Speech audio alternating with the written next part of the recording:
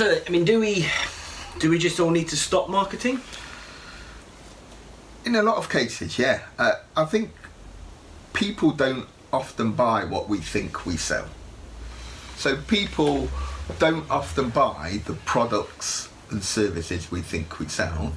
They want another thing. They want a solution to a thing, right? Yeah. So why should our marketing be product and service and thing centric? Right? It should lead with something else. It should lead with solving a problem. It should lead with making our customers' lives better, making them feel better, helping them get to where they need to be.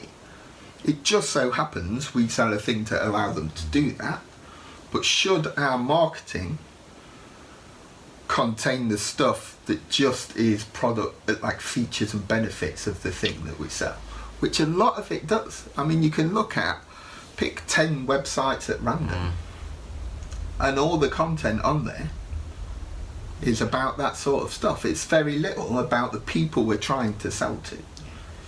And I think it's another one of those examples where you've got to know your person. You've got to know what's important to them. How do they see the issue that you fix? Yeah. You know, what is part of it? What part of it is important to them? Is it, you know, and I think of, you know, again, financial advisors, which is an industry I've done sort of, you know, quite a lot with. Is, you know, too many people they're talking product led, and you know, as you know, the guy stood up at somewhere else the other day and talked all about, you know, pensions. And if you didn't know this, that, and the other, then you're in trouble. And you think, well, no one, as far as I know, has ever woken up in the morning and said, God, I'd love a pension. Yeah. It's not weird. They want to retire at, you know, 60, not 80. They want their kids to go on every school trip. They want a holiday in, you know, the Maldives, not Manchester. Whilst Manchester is lovely.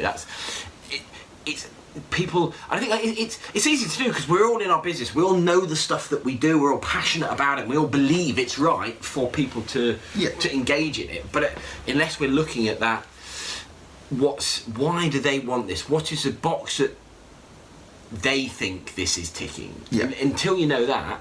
And that's when I think you get in problem, because then people are just banging away in their marketing, and the noise and the wall you're building in front of that person is just kind of harder because they can't get through it. Yeah, and I think it's one of the things that comes up in talks and workshops that I've done recently at the like the Black Country Business Festival. I think they wanted an analogy of why to do that, why to really focus in on the people they want to do, right?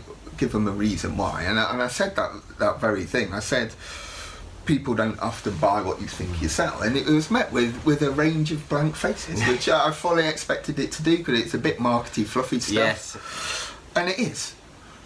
But I explained it by asking them a question of how many shops can they name in their area, in their local town, that sell drill bits. And they went, well, Wilko's, B&Q, Bob, etc., etc. About 10. Yeah. The room came up with about 10 places you can buy a drill bit. And I said, well, that's a bit weird because nobody wants a drill bit. They want a hole. And that kind of helped them think that stage further. Just think a stage further of what problem are you solving. Yeah. I don't care what colour or what my drill bit's made of. I want a hole. Yeah. And I think, you know, you go beyond that, because actually nobody wants a hole.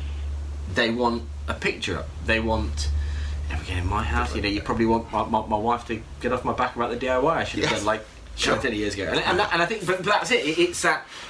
What does it do? What box does it tick for them? Because it puts you in an interesting space. And I was sat in the room with a couple of accountants, years ago now, and one was telling me they couldn't charge any less than this.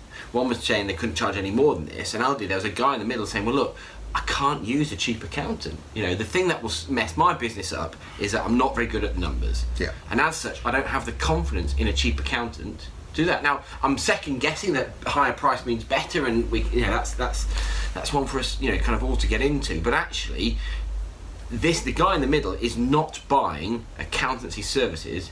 He is buying peace of mind against the fear of the thing that he believes will cause the biggest problem to his business. Yeah. He's kind of buying the insurance. That's what he's buying here, and this is where peace of mind. Yeah. Right. This is where you kind of think, it isn't anything to do anymore with the thing that you do, because everyone does that thing. Yeah. And you should market that. You should alright that the drill bit you do makes picture hanging painless, makes DIY painless. You know, the accountancy that you offer gives you the peace of mind that allows you to just do the stuff that you need to do. Yeah. You know, that should be the thing. What you get, whether you get company accounts and VAT returns or a 1/4 inch brass drill bit, that might not be a thing, Like that. it's not important.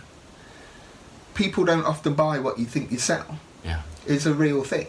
So if you are marketing product or price first, then you probably should stop and have a think. And is it what you people really want? And it's tough because price is an interesting one. I think I think often people's reaction to competition is to drop their prices and kind of go lower and lower, and then you end up in a race to the bottom, and then there is no award for being the second lowest price. And no matter how low you go, someone can always go underneath you, and there's nothing.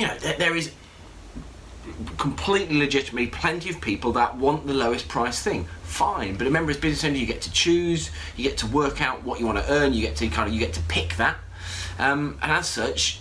But to do that, particularly if you're in a really kind of price-driven market, the story has to be right. The person that you're picking has to be right. You've got these two accountants. One saying, well, I can't. No one is ever going to pay me more than 25 quid an hour, and the guy in the middle is saying, well, I can't use an accountant that's that cheap because this is my fear. And again, this is where you're back into that who's your perfect market, back into having that plan, making sure that everything kind of fits together. But back into what you said there, this is where I think marketing has gone wrong a bit, is that we've kind of got stuck again in the smash and grab of it all. Yeah, but again, because they've got to make marketing is a thing that makes one set of people, the people inside your business, appeal to the people outside of your business. Right? That's the only thing. Yeah. It is. The products and the services is how you make money. They're the thing you sell, right? Yeah. But the marketing makes you appeal to another set of people. Yeah. And I think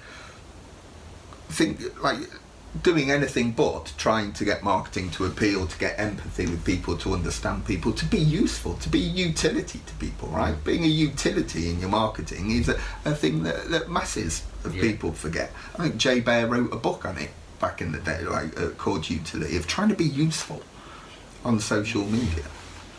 And that really kind of, that will differentiate you from the crowd. That will help you stand out, because people don't spend the time and the budget and the headspace really to do that a lot. I think it's a really interesting point, that, and who do you want to be I mean, again, we kind of go around in circles, but who do you want to be useful for? There are things that I can think of, a printer in particular that I use kind of for many years now, and I love it because it's one phone conversation. I can ring them and say, this is what I want to happen, blah, blah, blah, blah, get it all out of the head, and the next time I hear from them is with a completed job, or it's been sent out from our customers, or whatever it is we're doing. I know I pay way more. I could go to, Vistaprint, I've no idea if they do that sort of thing, and I could go to other places and get what I have for much cheaper, but that's not what I wanted. I'm paying for the thing that I want, which is the problem solved, not the product. And that's how they kind of marketed themselves to me over, beers and conversations. I know I can ring them, I can ask them a question, and I don't have to think about it again. And it is, we're back into, drills and holes and pictures up and mirrors up and all that kind of stuff. And, if you just want to compete on price, you just talk about product. If you don't, it's got to be the other stuff. That's the stuff that people actually find important. That's the stuff that they want to buy, and that's the stuff that they will pay pretty much whatever you ask of them, because it fixes the problem that they have in the way that they see it. Yeah, fixing problems is more valuable to people than a discount.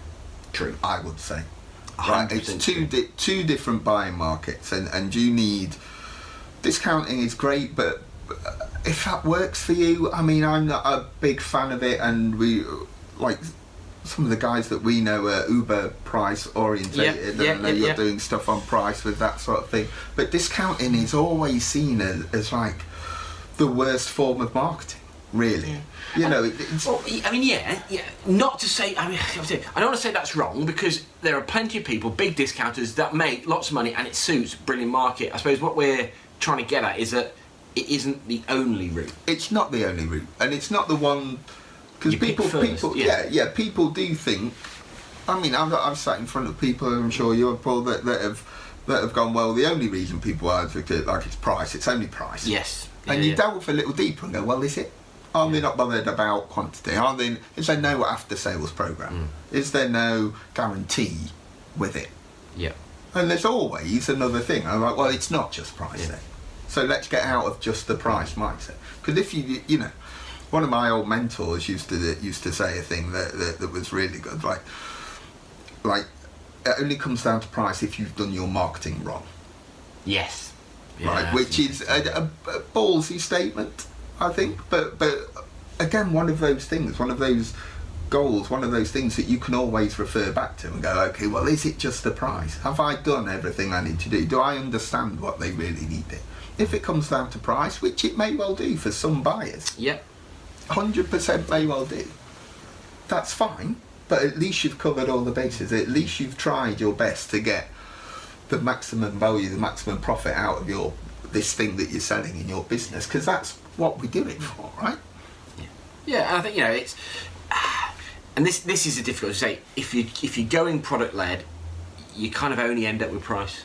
That's kind of, you know, the end of it. Whereas actually, if you don't want to do that, and it is a complete choice. If you don't want to, then you start to kind of stop marketing and start speaking to the people about helping them with the problems that they see that you have. Yeah, ideal.